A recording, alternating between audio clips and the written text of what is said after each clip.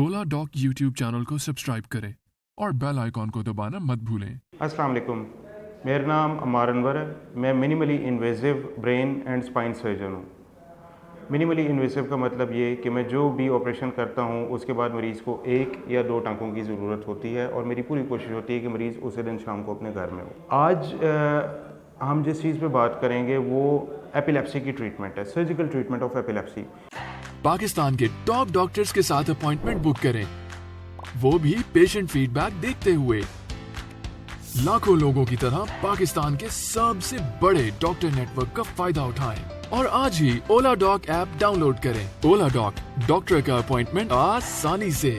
इससे पहले कि हम सर्जिकल ट्रीटमेंट पे जाएं, आप लोगों को ये पता होना चाहिए कि एपिलेप्सी है क्या। मिर्गी एक ऐसी बीमारी है जिसमें दिमाग के एक मखसूस हिस्से में ख़राबी की वजह से उसमें स्कार भी बन सकता है, उसमें चोट लगने के बाद ब्लड सप्लाई भी ब्लॉक हो सकती है, लेकिन मोस्ट कॉमन रीज़न स्कारिंग है। उसकी स्कारिंग की वजह से मरीज़ को दौरे पड़ते हैं, झटके लगते हैं। आम लोग समझते हैं कि मरीज़ को जन्नात का साया हो गया या आसेब हो गया है, लेकिन दर हकीकत दिस इज़ एपिलेप्सी। एपिलेप्सी की अब यूजुअली जो ट्रीटमेंट होती है वो मेडिकल मैनेजमेंट होती है। बहुत सारी दवाइयाँ अवेलेबल हैं जो मरीज़ को देते हैं और मरीज़ अगर उन्हें लेता रहे तो बड़ा अच्छा कंट्रोल होता है। लेकिन बाज़ मरीज़ ऐसे होते हैं जिनमें सर्जरी की ज़रूरत पड़ती है क्योंकि दवाइयों से मरीज़ को अफाका नहीं हो रहा होता। इससे पहले कि हम इस चीज़ पे बात करें कि किन मरीज़ों में सर्जरी की ज़रूरत होती है, let me tell you about the type of surgical procedures that are available. आज से 10-15 साल पहले की बात करते हैं कि जी एपिलेप्सी की सर्जरी करा लें तो उसमें मोर्टेलिटी रेट बहुत हाई होना था, मरीज़ उसके बाद बचते नहीं थे। अगर एपिलेप्सी सर्जरी होती भी 15-20 साल पहले तो उसके बाद मरीज़ को एक साइड का फालिज हो जाता, अगर वो बच भी जाता। आजकल हालात चेंज हो गए हैं।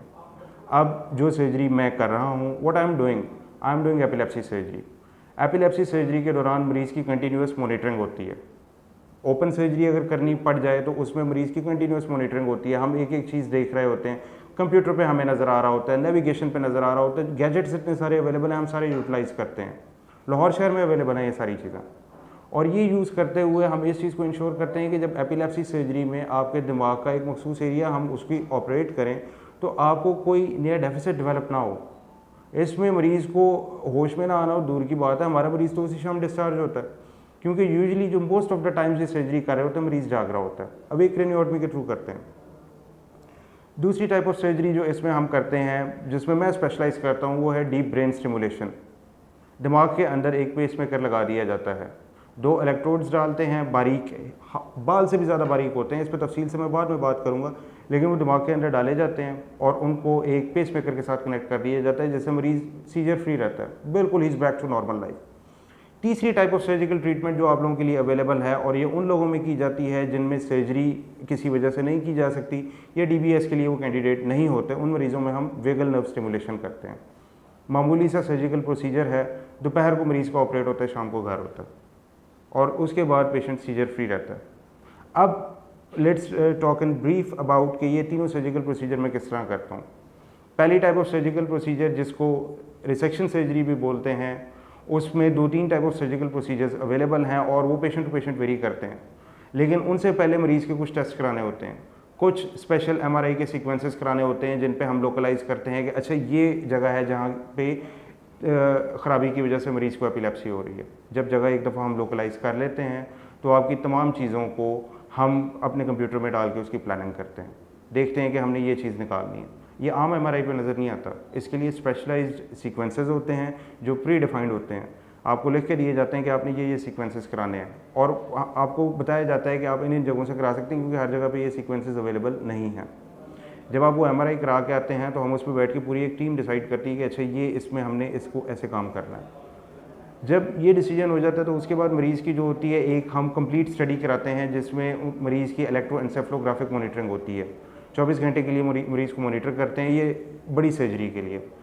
उसके बाद हमारे पास सारा रिकॉर्डिंग हो जाती है तो फिर मरीज़ की हम एपिलेप्सी का जो फोकस है उसको निकाल देते हैं। इस सर्जरी के बाद मरीज़ को ओवरनाइट आईसीयू में रखते हैं और अगली सुबह जो होता है मरीज़ रूम में शिफ्ट होता है और शाम को डिस्चार्ज हो जाता है। सर्जरी इंतहाई सेफ़ है, कॉम्प्लिकेशंस इसमें मिनिमल हैं और इसके बाद पेशेंट सीजर फ्री रहता है। दूसरी टाइप ऑफ सर्जरी जो है वो है डीप ब्रेन स्टिमुलेशन। जैसे कि मैंने पहले बताया कि दिमाग के अंदर पेसमेकर लगा दिया जाता है। पहले भी आप लोगों ने शायद सुना हो, ये पार्किंसंस डिजीज़ में हो रही थी, ये डिस्टोनिया में हो रही थी। हम लोग पार्किंसंस और डिस्टोनिया में बहुत की हैं। लेकिन अभी रिसेंटली कुछ साल पहले अमेरिकन FDA ने इसको एपिलेप्सी के लिए अप्रूव किया। एपिलेप्सी में दिमाग के एक मखसूस एरिया को हम टारगेट करते हैं, उसमें इलेक्ट्रोड्स डाल देते हैं। इलेक्ट्रोड्स की जो मोटाई होती है वो बाल से ज़्यादा मोटे नहीं होते। Very safe surgery. जब वही पहले पेशेंट का MRI कराना होता है, इन्वेस्टिगेशंस होती हैं, उसके बाद हम प्लानिंग करते हैं कि अच्छा इस रूट को अगर लेंगे तो इसमें हमारे पास रास्ते में कोई एलोक्वेंट स्ट्रक्चर नहीं आएगा, कोई ब्लड वेसल नहीं आएगा, मरीज़ के दिमाग को कोई नई डैमेज नहीं होगी। इलेक्ट्रोड्स डालते हैं, कोई हमारे लिए ये घंटे डेढ़ का काम है। इलेक्ट्रोड्स डालने के बाद मरीज़ की बैटरी रखते हैं जिसको हम पेस मेकर बोलते हैं, IPG। पेस मेकर जब आपके रखते हैं वो यहाँ पे यूजुअली मैं क्लेविकल के नीचे रखता हूँ, इस पॉइंट पे। क्लेविकल के नीचे पेस मेकर रखने के बाद इलेक्ट्रोड्स को कनेक्ट करते हैं, पेस मेकर को ऑन करते हैं और देखते हैं कि सीजर किस फ्रीक्वेंसी पे कंट्रोल हो रहे हैं। प्रोग्रामिंग करते हैं और 1-2 प्रोग्रामिंग के बाद पेशेंट इज़ सीजर फ्री। ये तो 2 सर्जरीज़ हैं जिनके बाद आपको 80 to 90% फौरी तौर पे सीजर कंट्रोल मिलता है और over the next few weeks, only few weeks, आप ड्रग से टोटली ऑफ होते हैं। तीसरी टाइप ऑफ सर्जरी वो है जो उन मरीज़ों में की जाती है जिनमें किसी वजह से DBS और जो होता है रिसेक्शन सर्जरी नहीं की जा सकती। इसको हम वेगल नर्व स्टिमुलेशन बोलते हैं। वेगल नर्व स्टिमुलेशन जो है वो वेगस नर्व के साथ एक पेसमेकर को लगा देते हैं और उससे हम उसको रेगुलेट करते हैं आपके सीजर्स को। लेकिन इस पे वेगल नर्व स्टिमुलेशन का जो सक्सेस रेट है वो DBS और रिसेक्शन सर्जरी के मुकाबले में थोड़ा सा कम है। तो ये जो है ये एक लास्ट ऑप्शन रखी जाती है उन मरीज़ों के लिए जिनमें इंडिकेशन है सर्जरी की लेकिन सीजर कंट्रोल नहीं हो रहा। आइए बात करते हैं कि किन मरीज़ों में हमने सर्जरी करनी है। एपिलेप्सी की ट्रीटमेंट के बारे में आपने बहुत सुना होगा कि ये दवाइयाँ खाने ठीक रहते हैं, दवाइयाँ खाने से आप वाकई ठीक रहते हैं अगर आप बाकायदगी से लेते हैं। लेकिन कुछ लोग ऐसे होते हैं, just a handful of people, जिनके अंदर there is total medical treatment failure. आप दवाइयाँ उन्हें देते रहें, उनके सीजर कंट्रोल नहीं होते। बाज़ औक़ात सीजर इतना शदीद होता है कि पता चलता है कि मरीज़ की एपिलेप्सी के दौरान उसे मिर्गी का दौरा पड़ा और फौत हो गया। ऐसे मैंने केसेस को देखा है। ऐसे मरीज़ों में इंडिकेशन है जिनमें सीजर कंट्रोल नहीं है कि वो फौरी तौर पे सर्जिकल ऑप्शन को कंसिडर करें। अब कौन से ऐसे मरीज़, मतलब आपने 2 या 2 से ज़्यादा डिफरेंट दवाइयाँ मिर्गी की आप एट अ टाइम खा रहे हैं और आपको दौरे पड़ रहे हैं, आपकी क्वालिटी ऑफ लाइफ शदीद मुतासर है। ऑफिस वर्कर हैं, आप ऑफिस में बैठे हुए, आपको दौरा पड़ गया दवाई खाने के बावजूद, आप मिर्गी की दवाई खा रहे हैं, आप ड्राइव करते हुए आपने कहीं पे गाड़ी मार दी, आपको दौरा पड़ा था, आपको पता ही नहीं चला। ऐसे लोगों में surgical treatment is there. Surgery is very safe, surgery is effective, and if you think that your quality of life is being compromised because of epilepsy, you should consult me. My name is Dr. Ammar Anwar.